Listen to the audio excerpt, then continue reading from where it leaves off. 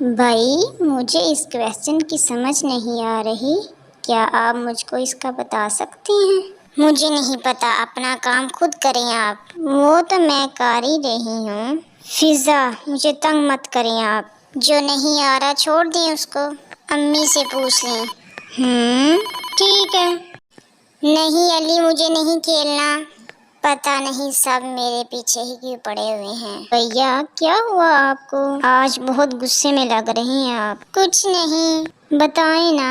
فضا آج اسکول میں میری لڑائی ایک کلاس فیلو سے ہو گئی اور میں اسے مارنے کا میرا کوئی، لیکن پتہ نہیں یہ کیسے ہو گیا۔ اس لڑکے نے پرنسپل آفس میں شکایت کی اور پرنسپل نے ابو جان کو بلایا، پھر ابو جان سے بھی خاصی ڈانٹ پڑی۔ اوہ اچھا۔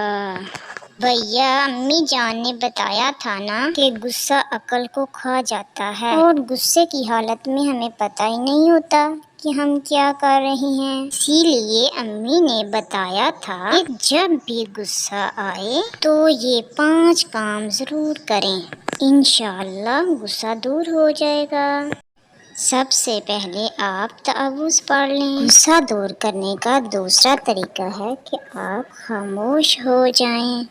غصہ چونکہ شیطان کی طرف سے ہوتا ہے، اس لیے تیسرے نمبر پر پانی پی لیجئے۔ اس سے بھی نہ جائے تو آپ بیٹھ جائیے یا پھر آپ لیٹ جائیں۔ اور ہاں، یہ وہ طریقے ہیں جو ہمارے نبی نے ہمیں بتائے۔